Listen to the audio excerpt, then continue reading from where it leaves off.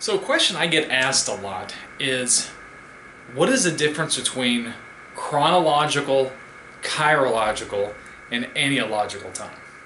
Okay. Three very different conceptions of time. Well, let's start with chronological time because that's a concept with which you're probably the most familiar. Chronological time is time that passes with like a watch. You can measure it with a watch or a calendar or some sort of a human-based measure. Okay. Chronological time is generally seen as objective. Okay. Either 5 minutes passed or it didn't, and you can measure that.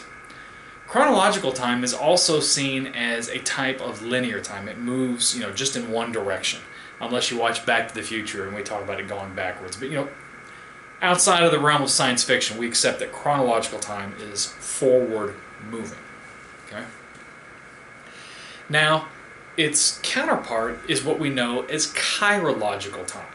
Okay, and kairological time is a very different perception of time. Instead of measuring time by the movement of a watch, it measures time through the evolution of processes. So let me give an example.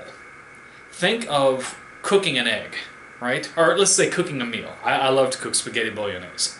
So I could say that it takes 6 hours to cook spaghetti bolognese and then that's done. That's a chronological measurement.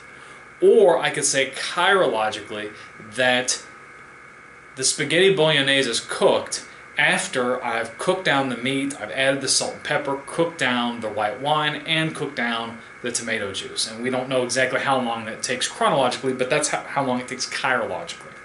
Another example could be that we say time flies when you're having fun, right? Because the processes seem to just go so quickly.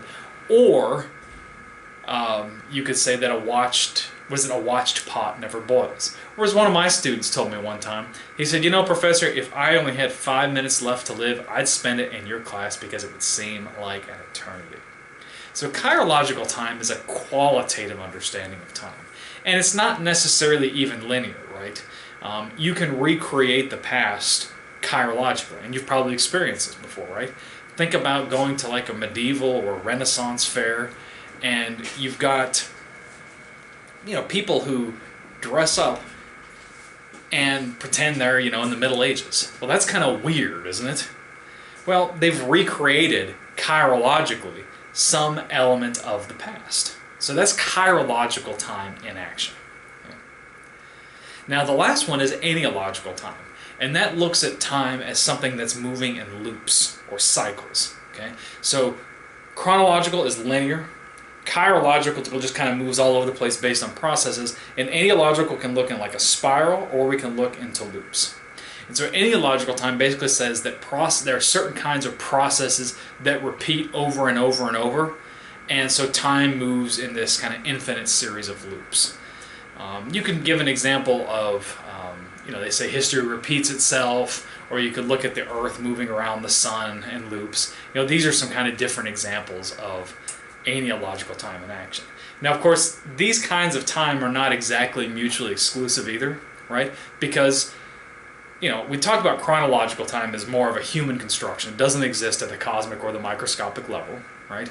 But you could still measure chronological time. I mean, I could count the process that a watch hand ticking, right? I could count that, and so that could also be considered a form of kairological time, and then the watch moves in kind of these loops every single day, so therefore it's kind of aionological too. I think what matters is how the individual perceives this perception of time, right? Are they trying to measure time quantitatively, qualitatively, or are they looking at some sort of a mix with these kinds of loops? So this is the three kinds of time: chronological, kairological, and aionological time. One other thing I'd like to add about kairological time is we talk about opportune moments as a way of marking time, right? So you see an opportunity at work, you take that, you get promoted. This is a big moment, and things can shift. Your career trajectory can shift or change that speed of that based on that specific opportune moment, right? Your career can be stagnated for 20 years, and then bam, you get that promotion, and things really take off. So that's another example of kairological time in action. I hope you found these examples helpful. If you have any questions, post them in the comments down below. Hit that like button, that's a thumbs up, and definitely hit that subscribe button. Thanks for watching. I'm looking forward to seeing you in the next video.